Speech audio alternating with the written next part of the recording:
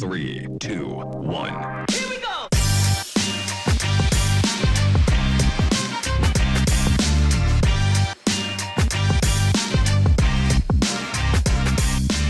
So something a little bit different for us today, whenever you're going to watch this, we're doing a live stream of some kind. We've got cameras and cords everywhere, but welcome to Darren Grogan to the podcast today. So first of all, tell us a little bit about yourself and then smack out your one percenter for us and we'll just get started like we normally do. Wow. Okay. Aloha, guys, and greetings from Hawaii. Quickly, my story. I'm a Navy boy. I joined back in 1988 from the southeastern suburbs of Melbourne as a fresh-faced 17-year-old. I'm a ship driver by trade and a specialist in navigation. My claim to fame, of course, is that I served with Reese on board the mighty warship HMAS Sirius about 10 years ago, based out in WA. I'm currently the Deputy Director of Maritime Operations for the United States Pacific Fleet, based out in Honolulu. I understand this might be a bit confusing because as you'll see, I'm wearing my Australian uniform because I am an Australian officer, but I've kind of been seconded to the US Navy. This is all part of our two countries and our two navies being completely interchangeable. We can support each other at every level. The US remains one of our most important partners and allies and friends and family. And this is a sort of an example of how closely we work together. I don't know how interested you are, but stop me if you don't, but the Pacific Fleet, it's the world's largest naval command, and it goes from the west coast of the United States all the way into the Indian Ocean. It covers 3 oceans, 6 continents, and more than half of the Earth's surface. At last count, I think PAC Fleet had about 150,000 very proud servicemen and women and civilians under our umbrella, and about 200 ships and 2,000 aircraft. It's kind of a busy place to work, but also a great honour to be able to represent Australia in the fight to uphold the international rules-based order and keep the sea lanes free lanes, as we say in the business. That's me. Proud Victorian, proud Richmond fan, proud Australian, proud naval officer. It's pretty massive for us. We've gone a long way from, the old serious days, certainly for sure. We've both gone different paths. You went up the ladder and I went down, so as I left. But no, it's great to see. So more to the backstory. So Darren reached out to me after we'd done a few podcasts and said, wow, didn't realise you were capable of this sort of stuff. Well done to you and the boys after he'd wasted a few of his hours on the beach in Hawaii listening to this podcast. So we're super grateful that you've reached out and come on board with us. As we spoke just previously, you're one percenter. You're obviously a keen listener. What have you got for our listeners? Yeah, I think before I get started, and I know I already have kind of started, but I'll embarrass you guys a little bit first and just sort of say thank you for what you're doing with this podcast. I don't know, but I can only assume doing a podcast as a side gig is not easy, and it takes a lot of time and effort, both physical and mental. And also takes a lot of support from your family. So well done to you guys. In the same vein, and last, I believe you're still being sponsored by the Ulverston Footy Club. Thanks to them. It says a lot about a club's culture and also its leadership to walk the talk when it comes to mental health. But enough of the niceties, and luckily I'll now move on to my sort of 1%. To me, I think it's pretty simple, and I sort of hesitate when I say simple because it took me over 30 years in the Navy to work this out. But it's all about respect, respecting yourself and respecting each other. I think self-respect is pretty self-explanatory, but if you can't respect yourself, then it's very hard to become a valued member of the community. Respecting each other is also a pretty simple concept, but there are many workplaces where it's obvious that there's a lack of mutual respect. When I say workplace, that could be a ship, there could be an office space, a footy club, a gym, a church, or really importantly, a family or a household. Without unwavering mutual respect within our community, our workplace, the chances of general success and happiness is unlikely. I used to always say, and probably not as much back in the day when Reese and I served together because I was still learning myself, but no matter what your rank or your rate, your sex or your sexuality, the colour of your skin or your heritage, or even the football team you support, including Collingwood, everyone deserves respect. I never demanded of my crew that everyone needed to like each other or be friends, but I did demand that every morning when you pass each other in the passageway, that you look each other in the eye and you say, good morning. Like I said earlier, don't need to stop and have a chat with each other because it's all right that everyone isn't best mates and everyone hasn't got the same beliefs. You just need to respect each other. If there's mutual respect, I guarantee you that everything else will just sort itself out. All about respect. Yeah, it's wicked. Where did this come for you, Darren? Is this something that you think is from being in the military for so long, or is this and probably being in there for 30 years? I doubt you've got much life experience beyond that. I doubt you were pushing trolleys at Woolies or anything. But is that something that you think military is really instilled in you, or something that is more of a personal thing? I think a bit of both, and I know everyone has a different military experience. The Navy I joined 36 years ago, which is definitely older than Reese is probably about 32. I don't know how old you other guys are, but I've probably been in the Navy longer than you guys have been alive, which is pretty mind-blowing concept, especially for someone who pretends he's 35. It's a tough pill to swallow to accept that you're 50-something years old. But that happens. And I know I sort of made the comment about it's ironic that I now find that it's simple.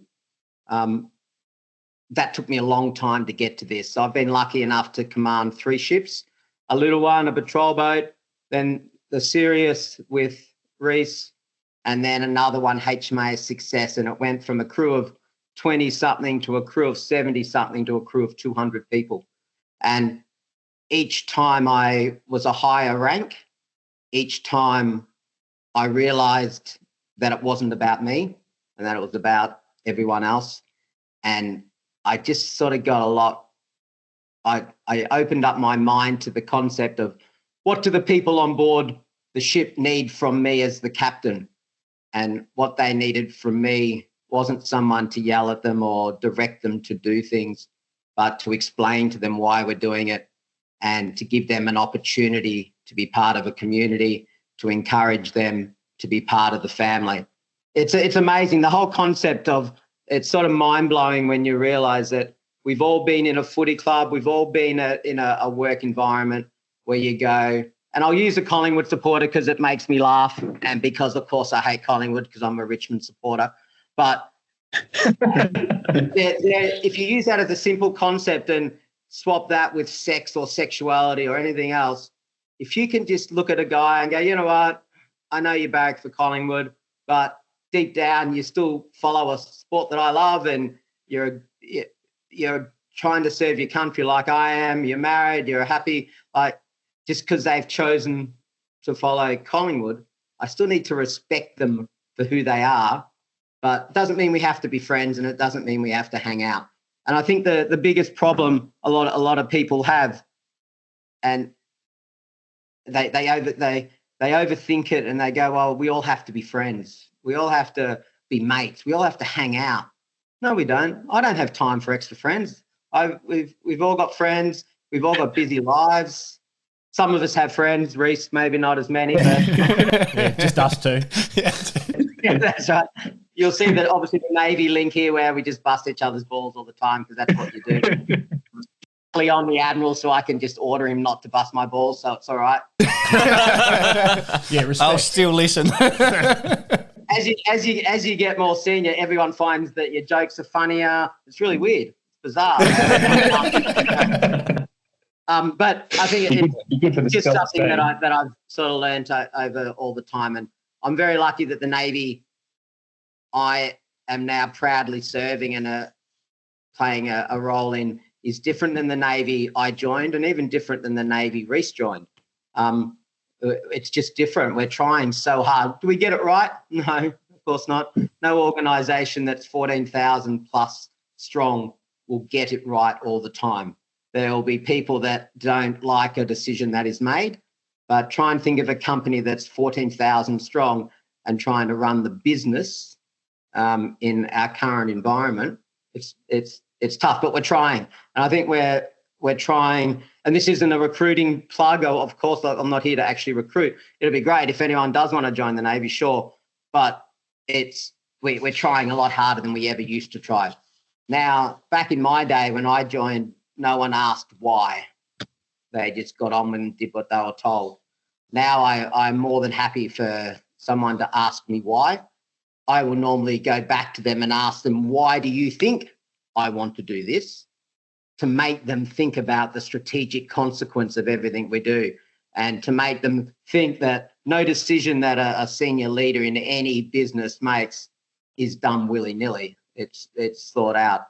And we need to try and also educate as many people as we can about what we're doing, especially when it comes to the military, because I want people to sail with me and to fight whatever challenges we have as a team. I don't want them to be doing it blindly because I said so. Yeah.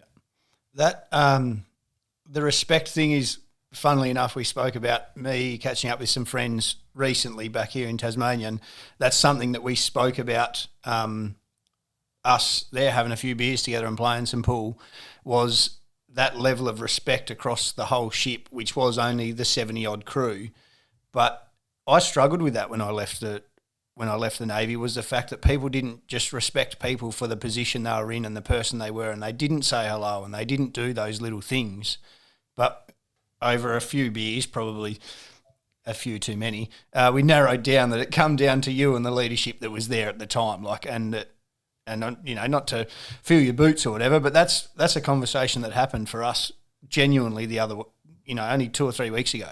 And it was insane to narrow it down and really nut it out. But that's ultimately, I didn't know that you were going to bring this up, the whole respect thing. But that's what we come back to. That's what it was. It was just the fact that everybody walked past and said hello in the corridor. It was little things like that got us through. And it was, you know, we had some horrible times there when we were in the Whitsundays having a barbecue on a flight deck watching the sunset, and we're like, we're in between exercises, let's just send us home.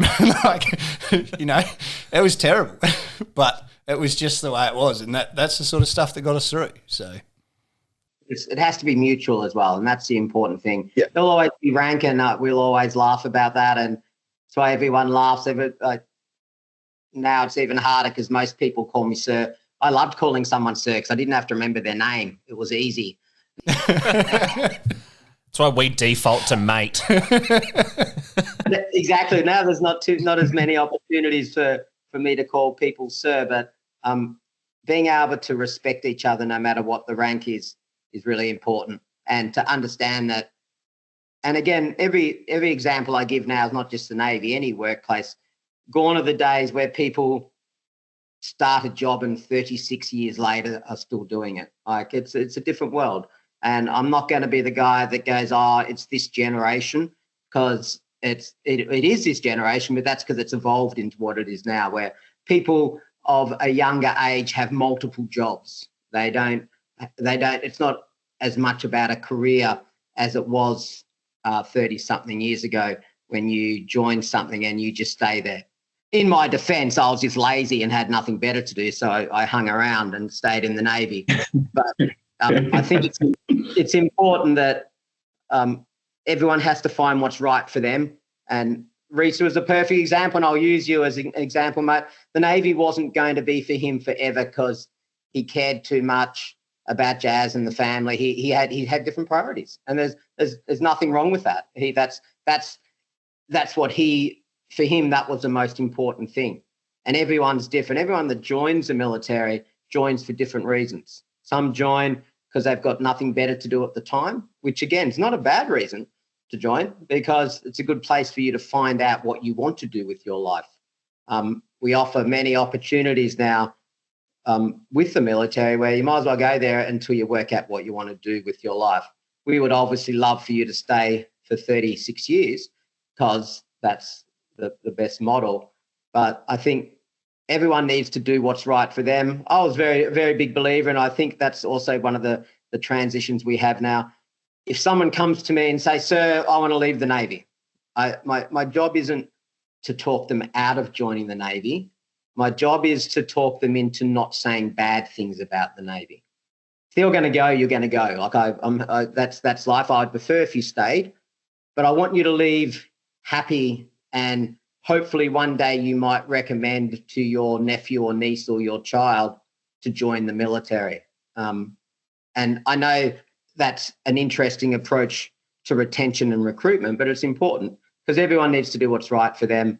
And I know even since when Reese left the Navy, it's evolved significantly since then. And I probably would never have recommended a niece or nephew to join the Navy in the Navy I joined.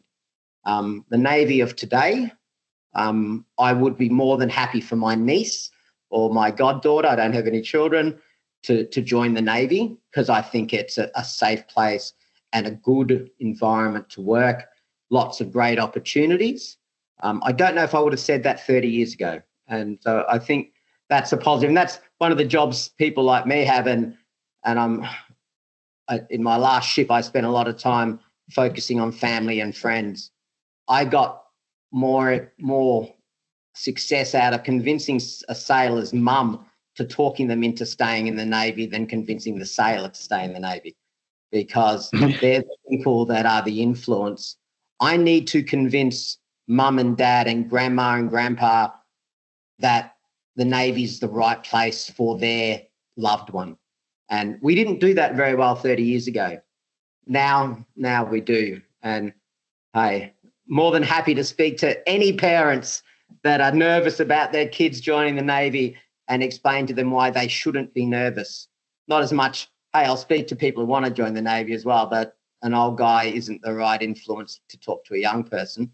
But the parents are the ones, and the grandparents are the ones that I want to convince to let their kids join my Navy. And in terms of the family stuff, like you obviously haven't got your own sort of immediate family and kids and stuff, and I follow you at socials and stuff, and you're obviously super fun, cool, you know, you go and do that sort of stuff. So how does your sort of 1% in respect, how do you bring that into the family life? And you know, obviously father was a serviceman as well, I believe.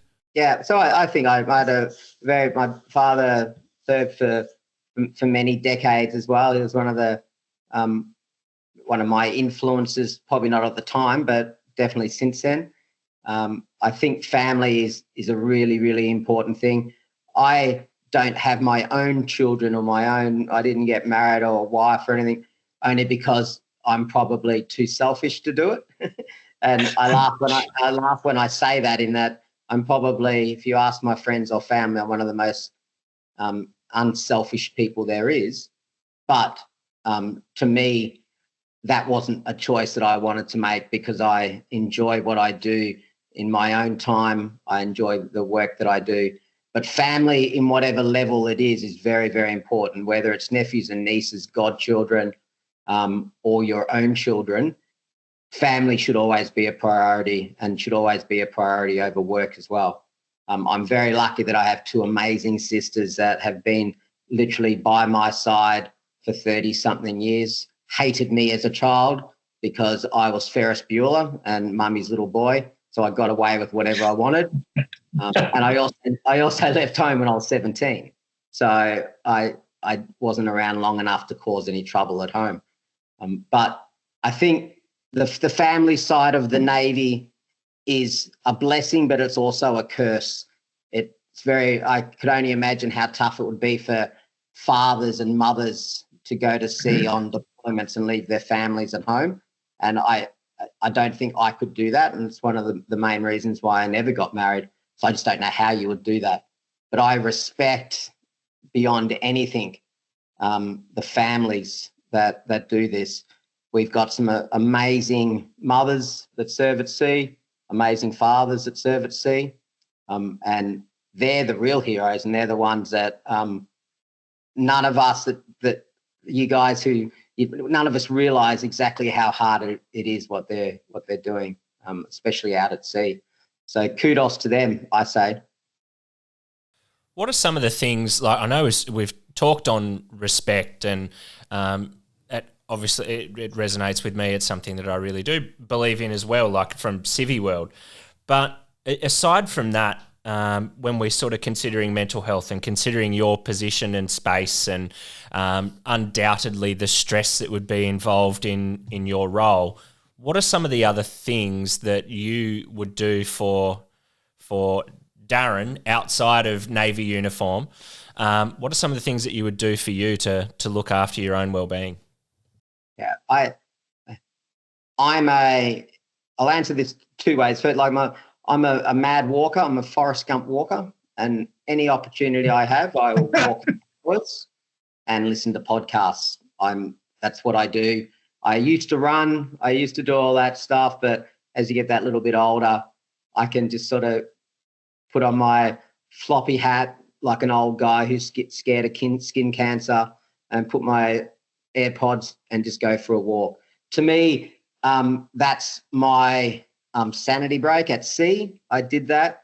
I know back in the serious days, I was still young enough to go to the actual gym and pretend to lift weights.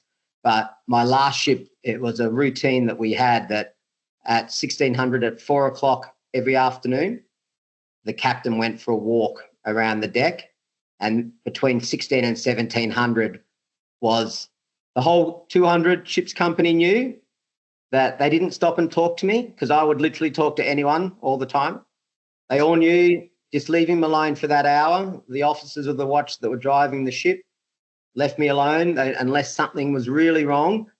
The XO, my second in command, would run the ship for that hour and just leave me alone. And that, again, in a small community environment, understanding what everyone else needs for their mental health is important, because sometimes that means you might have to go, okay, you know what, I'll leave him alone for that hour because that's what he needs. Same as a family environment. I suspect a wife or a husband and children come home from work and there might be a time where everyone goes, you know what, I just need to leave him or her alone for 30 minutes and everything will be all right. You need that time. Everyone needs that time. They need that opportunity to do whatever they need to do, whether it's go to the gym. I know you guys talk about that a lot, and go to the gym or not go to the gym or not go to the pub.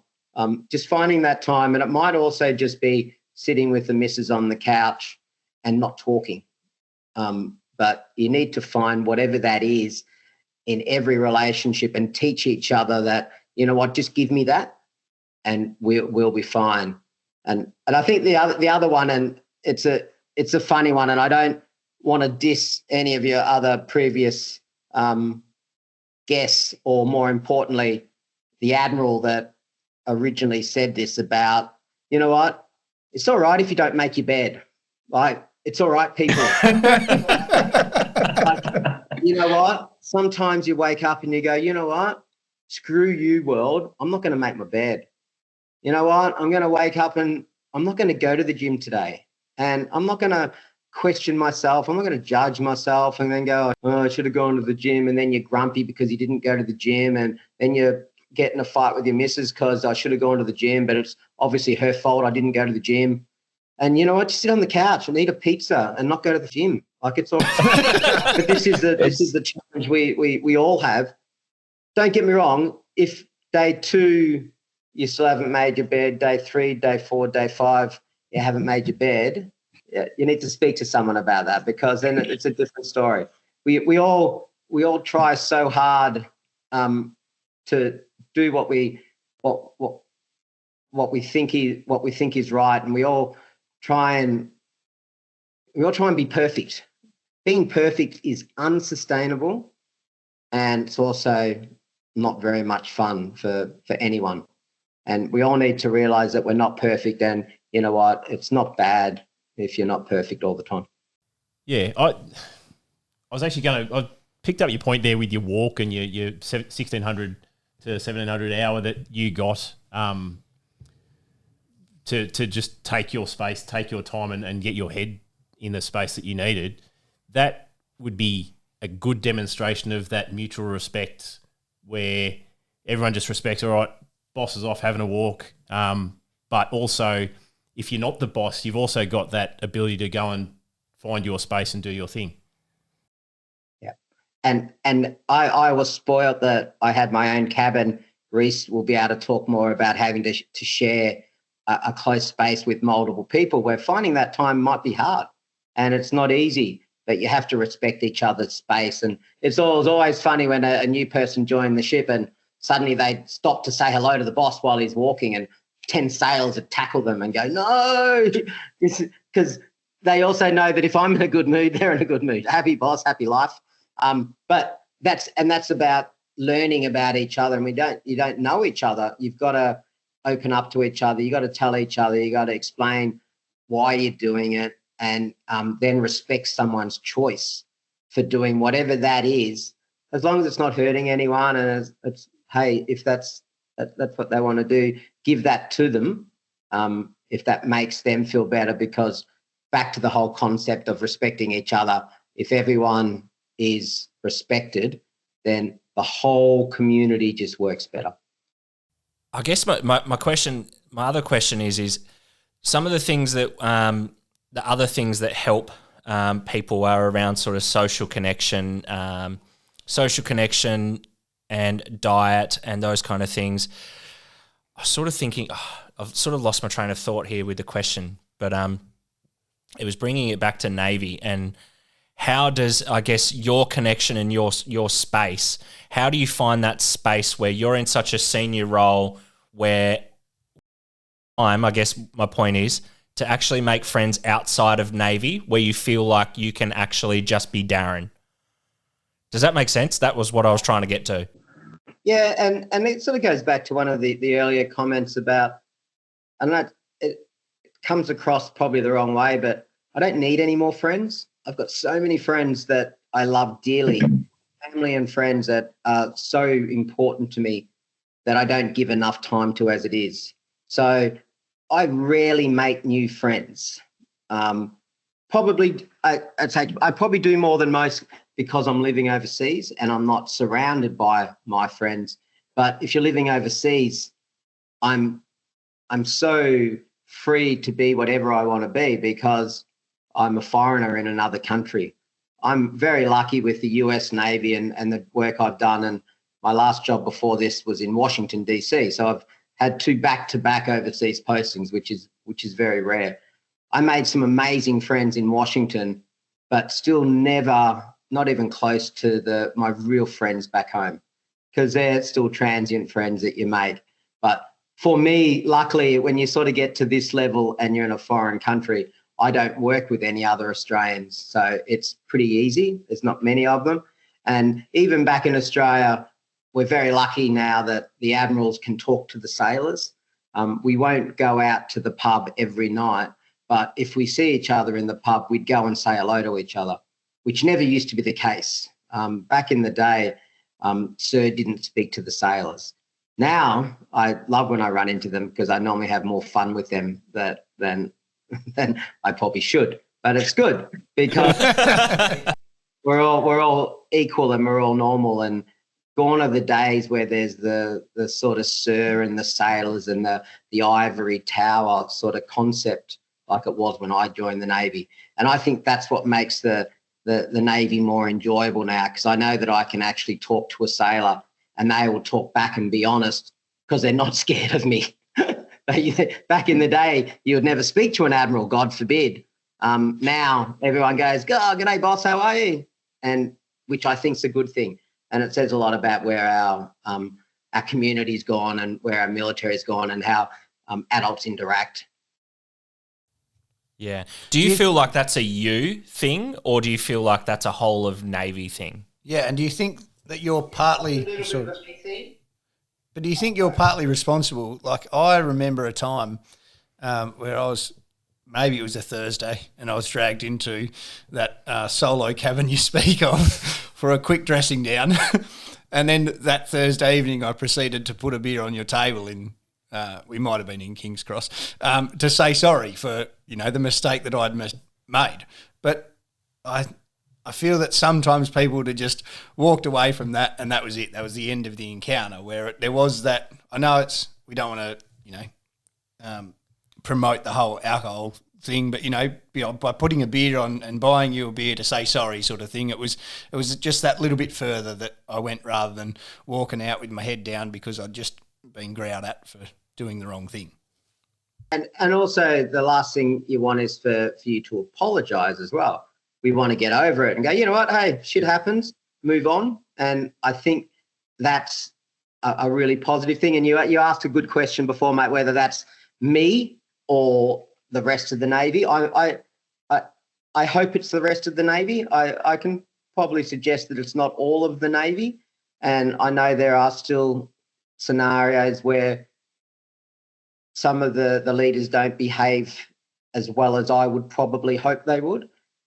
But I think it's so 100% better than it was, and we are really on the right track when it comes to the leadership style. And you look at our senior leadership at the moment, and all of our senior admirals are what I consider to be really good guys. They're all friends of mine, of course, but they're good guys. Not one of them I think is a bad person, and that hasn't always been the case. And that's not always the case in many big organisations. I don't see that with our Navy at the moment, and I think that's a good thing. Hey, there's always good days and bad days, and we all need to accept that with every business. There's decisions that are made that people aren't going to like. But I know I can put my hand on my heart and say that the senior leadership is trying. You don't get it right all the time. No one ever does, but I think trying is the most important part. And everyone needs to give the leadership a chance to do what they do and do as well as they possibly can. You mentioned there some like high pressure environments, and I'm sure you've been in some over your time, and go into it where you will, but like the whole respect thing and going for a walk, they're not things in those high pressure environments that you can just go, oh, I respect whatever's happened there, or, I'll just walk away here and go for a walk to look after myself. How do you manage yourself, I suppose, in those higher pressure, positions when you are in them? Because you're in them more than most, but for you, a high pressure problem or position could be, have really dire consequences, whereas me, it's just because Emmy's had another meltdown and I'm fucking sick of it. Like, but they're just different levels, but it's still high pressure. I think, and in both scenarios, the other thing I learned after doing this for as long as I've done is listening to the people around you, and gone are the days where I'll sit there. So I have to listen to Yaz. Yeah, I would listen to Yaz. And Reese was, I don't know if he told you his background. He was one of our emergency response firefighters, which on board a tanker that's millions of litres of petrol, it's quite an important job. His role was more stressful than mine, but that's why I surrounded myself with people like that. because we all have our role to play. And it's very important that everyone plays their part in a business, a family, a ship, a footy club. Everyone has a role, and it's important to support each other in whatever role that may be. Some of them may be as a senior leader, some not as senior, but everyone's job's equally as important. And I found that in the last job, I used to sit at the head of the table, absolutely, on that last ship, but I would surround myself with all the experts, and the experts would tell me what they thought. I would ultimately have to make the decision. Sure, that's my job, and that's what I get paid the big bucks for, and I'm happy to do that. But it took me a while to realize that I didn't have to be the smartest guy in the room. Very rarely I'm the smartest guy in the room. I surround myself with really smart people who have their special niche skills, and they give me their advice, and they go, boss, this is how I think we should do it. And then I go, okay, Billy, what do you think? Well, actually, I don't agree, boss. I reckon we should do this. And you work your way around the table, and at the end I go, okay, we're going to go left. And everyone goes, aye, aye, sir, because we've discussed it. And everyone gave me their opinion. 5 said left, 3 said right, 2 said red. And I went, you know what? I'm going to go. The decision is left. Thank you, everyone. And the group went, cool, because we discussed it and we ultimately then came to a decision. It wasn't a consensus. I didn't have a vote. It wasn't democracy as such, like we was commanding a ship. But I wouldn't just sit at the end and at the start of a meeting and go, okay, everyone, we're going left because I'm the captain.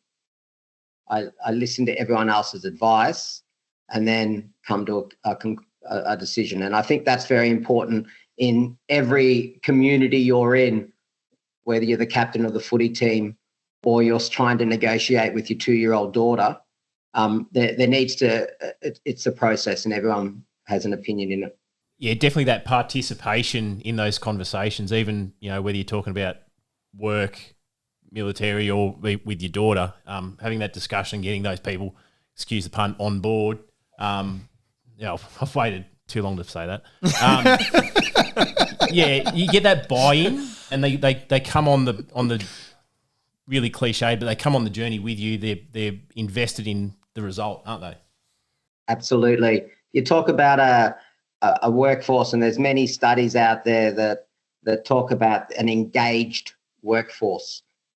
There's that percentage of your workforce that no matter what you do, and we've all got them in our office or our workplace, they're not going to be happy, and you're not going to change their opinion.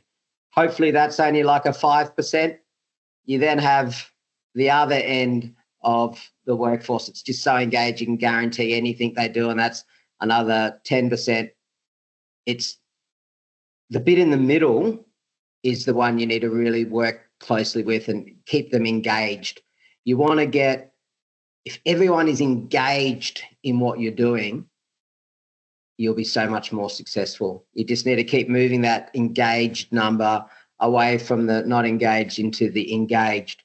And I guarantee you the workforce, just like the respect discussion that I keep going back to about saying hello to each other in the morning, that's engaging with each other.